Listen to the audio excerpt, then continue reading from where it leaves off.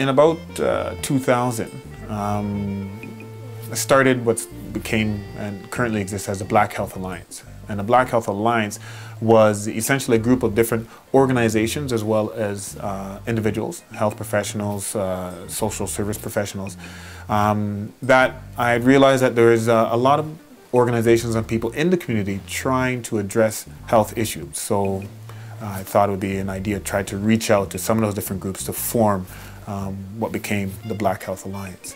And so that started in 2000 with members from people from Toronto Public Health and Black Cap and the Caribbean chapter, the Canadian Diabetes Association, the Ontario Sickle Cell Association, and many other groups. At some point, being involved in the Community Health Centre movement, there was a recognition, not just by me, but by many of us, that the issues that relate to the health of Black people were not being addressed.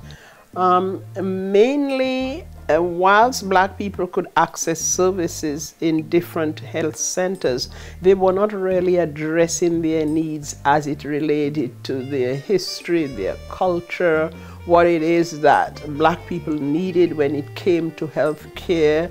There were certain issues of health that impacted on Black people differently. That the mainstream community health centers really did not recognize in terms of delivering services. So my involvement came about as the Executive Director of Women's Health in Women's Hands, but also as a community activist, always looking out for the health of Black people. I worked with the Black Health Alliance, became a member of the Black Health Alliance, both in terms of an individual and representing women's health in women's hands, to look at addressing some of those issues. Part of the reason why I got involved from the outset with establishing TAIBU was because being a Black physician and going through my training and seeing very few Black physicians, it certainly stuck in my mind that, you know, just given the population of Toronto and the significant number of Blacks within the Greater Toronto area, there are so few Black physicians. And we're starting to reach a bit of a critical mass now, but I've always thought it would be nice for us to be able to pull something together in terms of resources, person power, to be able to provide something special for the Black community by Black healthcare professionals. I think one of the first initiatives, which sort of, at the end of the day, became a part of the foundation of TAIBU, was in 2002, federally, across the nation, there was a commission called the Royal Commission on the Future of Healthcare in Canada. And so I took it to our group and I said, you know what, we really have to take this opportunity and let's make sure we make a submission to the Royal Commission on the Future of Healthcare, putting forward some of our concerns. We found we were at a loss to find or get any information about any research, the impact of certain health issues on Black people. Every time we spoke of, okay, so what is the statistic or what is the data?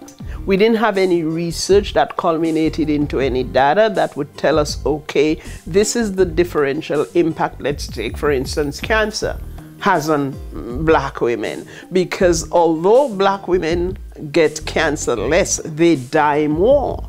People from the Black community were disproportionately affected in many of the chronic diseases, HIV and AIDS, diabetes, different types of cancers, mental health, sickle cell, and so forth. That in terms of how you're going to change that situation, it's going to be a combination of doing research. It's going to be a combination of bringing on health professionals that are familiar, that are knowledgeable about the cultural beliefs and the eating habits and our attitudes and belief systems. And the Black Health Alliance decided to expand, and not just its membership, but to expand the information to others within the community that was involved in health. In the meetings that we had to develop the application and put the argument together, we had a meeting in January of that year at Women's Health and Women's Hands, and the place was full. Like, we had some of the leaders in the Black community as it relates to health, they were all there. From nurses, doctors, physicians, mental health workers, social workers, and they had we'd gathered them together and said, listen, this is an opportunity, we need to seize this opportunity to put in an application. And we had a great discussion, great ideas, and great solidarity and great commitment. Letters of support were coming in from all these people, as well as we had begun to get some support among some of the politicians, and we got some support letters from Malvern and the mayor. At the time that we were looking at this, the government then were really interested in establishing family health teams to deal with issues of health, to deliver health services. And we decided to apply through the process for the family health team, but emphasize to the government that we wanted a community health center because that concept met our needs better than a family health team. The concept was about a holistic approach to healthcare that it took into account the social, economical, racial, all of those social determinants of health in addressing healthcare. Because the community health center is really the model of care that it offers. It's kind of like a blend of you got health professionals, but you also got programming. So when you look at the health of people, you have to consider that the social determinants of health. So there are other things that play an impact. There could be social isolation, there could be mental health issues, there could be stress, there could be suffering racism, there could be a wide range of things that they need to do. They may need to know about healthy living, about diet, about physical activity, about stress management. And the Community Health Center provides a model and a framework under which not only can you go in and see, a nurse practitioner and get direct information and assistance as it relates to your blood pressure or your diabetes and so forth, but it also marries that clinical care with programming. So it's a place where you can begin to do mentorship programs for young people. You can do cooking for single moms. In 2004, we were able to then have a community forum, which took place in Malvern area. And that was hosted by George Smitherman, who was a Minister of Health, and Marianne Chambers.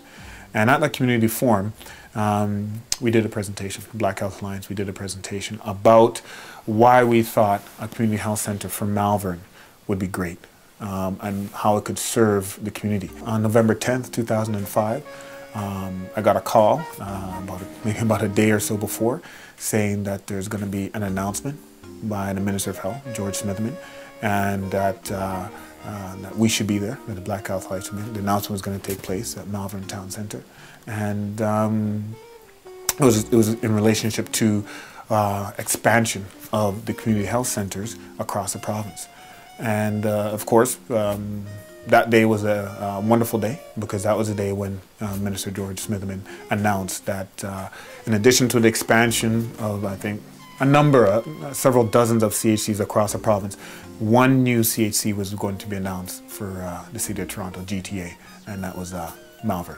We got a small amount of funding to have the consultants come in and assist us with the application, and there was a lot of back and forth, even among ourselves, as I said, in terms of what the vision was and how we wanted to present it. But some of us were very, very strong in terms of saying, this is the concept, this is how we want it, and this is what we are applying for. I guess maybe late 2004 that Jan and I were contacted about working with the Black Health Alliance. At the time, they were working specifically on a project looking at enhancing their organizational capacity, as well as they wanted to look at the development of a community-governed family health team. Part of our work as well was doing some of the background research in terms of making the case, right? So recognizing that the populations that the family health team would be focused on, kind of gathering that information, gathering that research, the evidence, to show sort of, some of the, what the situation was like in terms of the different and disproportionate sort of illnesses or health conditions that were faced by the different communities, as well as, you know, the barriers to access. So looking at all of that and gathering as much evidence as possible to help to build the case and to support the application. It was quite clear that, you know, TAIBU was designated, it was going to get its funding, and now we had to put all the pieces in motion to make it work. And that was my, I was a co-chair of the implementation committee, as I mentioned, and there were a lot of different components that were involved in those early stages. The community health engagement and the document that went forward to the government for proposal, and there were many steps to approval of the process before we finally got the final you know, okay to move forward. My role was to be part of sort of organizing that, coordinating it, and working with the project manager at the time. In fact, at that time too, a smaller group of people actually came together to specifically focus in on TAIBU implementation. So there was actually a committee called the TAIBU Implementation Committee, and it had people like, you know, Chris Morgan, Dominic Sheldon, Miriam Rossi, Vida Stevens. So a number of really key folks, Floydine, Charles Friedel, involved with the BHA previously, but also now focusing in on TAIBU. I would say the community engagement process and then the report that came out of that, the community engagement report, was a key part of the formation of TAIBU. So we went out to the community and we determined what the needs were of the community. So essentially it was a form of a needs assessment. That work also involved working to define a role called, I think it's project coordinator, to help with more of the on-the-ground, connecting with the community, connecting with community agencies pieces as well. And Kirsley Peters was brought in to help with that piece and did a lot of the work around the community engagement framework, which we were involved in as well. The other challenge that we had is selling the vision to all the people in the community to ensure that they bought into the vision of what the Community Health Centre represented for the future of the community. And we thought at the very outset that inclusion was really important, that everybody needed to be a benefit from the health center in the community. This was a community engagement to find out what the community really wanted from a health center. It was almost an introduction as well as to what is a community health center, but it also was a way to kind of get some feedback from the residents within Scarborough here as to what it is their health needs were and what are the specific programs that they wanted. Malvern being a priority neighborhood, it had a high percentage of youth. It had a lot of issues in the community that were deemed as, I guess, a priority neighborhood, but it also provided an opportunity for this community health center to address some of those issues. The United Way had also recently done a citywide study supported in partnership with the City of Toronto.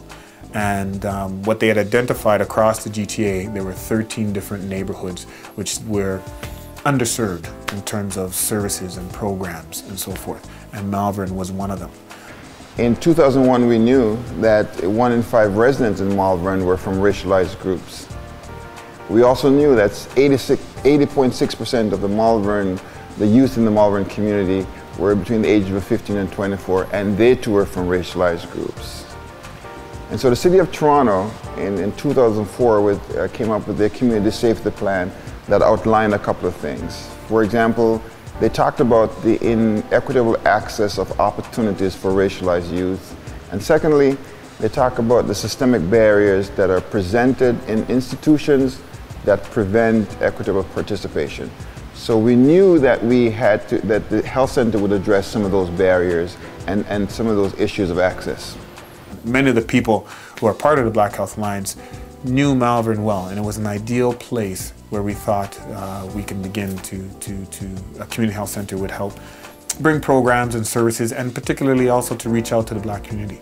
We really, it was a struggle, and I think it's important to emphasize that at that early stage, it was a struggle, and there were times where we felt that TAIBU perhaps would not have come to be just because of the resistance that we got. But through perseverance, through the members of the implementation committee and other people that were very supportive, other people behind the scenes that were very supportive of TAIBU, we persisted, and we were able to get the government to give their final approval. Jan and I worked with that committee in terms of developing the work plan as to what would be required to actually now, put different kinds of systems in place, particularly around things like governance, so, drafting of bylaws. We also worked with them in terms of, the first executive director, what would that position entail, and, the process for actually hiring that person. Based on the report from the community engagement process, we had then to plan as to where we're going to start, how we're going to start, and how we're going to engage the community. So the first phase of the organization involved securing a location where we can start the planning and the delivery of program and services. So we were fortunate enough to find one office at 1371 Nielsen Road, just across the road from here. And that was a huge achievement for me, because now I had an office, I had a location, people could call me, people could come to meet with me, and I kind of felt that I now, and TAIBU is existing and is being known in the community. We had two phases with the two key employees at the time. One was to start developing the internal structure of the organization, governance, financial systems, human resources systems, putting policies and procedures in place. The second staff was more involved in getting out, engaging the community, promoting TAIBU, let people know what TAIBU services are going to look like, and also developing key partnerships with both local organizations, local community agencies, and also other local or municipal organizations like the City of Toronto. Third phase, we had additional staff. Now that we know what we were looking for and what we were going to do and who we were going to partner with, then we added a few more community health workers and health promoters to start engaging the community in program and services. The fourth phase was starting our primary care healthcare services, and so the fourth wave of recruitment included clinical providers like nurse practitioners, physicians, food care specialists, and medical secretary to help them with administrative support.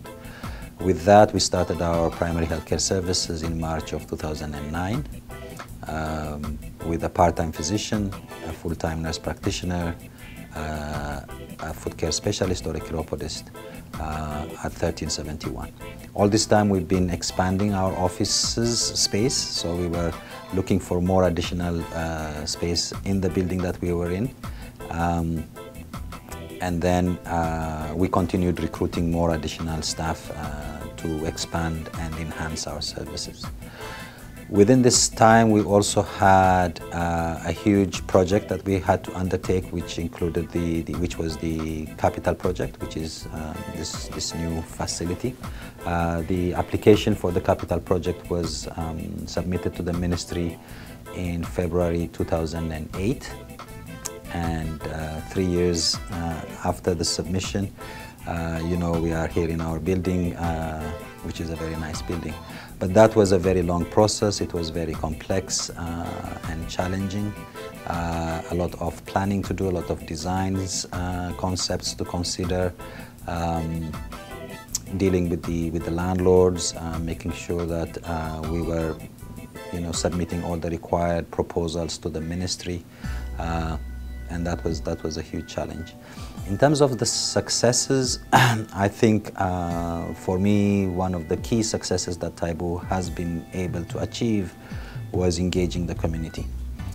As a new organization coming into a community, it's very challenging to establish trust with the community, for the community to understand our framework of programs and services, our rationale, our philosophy of working. And I'm very, very much encouraged to see that we have the full support of the community members here in Malvern, as well as our specialized client group, which is the African and Caribbean community. Every step, I believe, is memorable. Of course, moving into this building, even though it was a very, very tiring task, actually moving boxes and tables and desks and all that, that is a very huge, memorable moment for us. The day or the week that we moved, we had a staff lunch just to celebrate and to thank staff of all the hard work that we have done as a team, and to see everybody feeling energized, feeling you know, at home.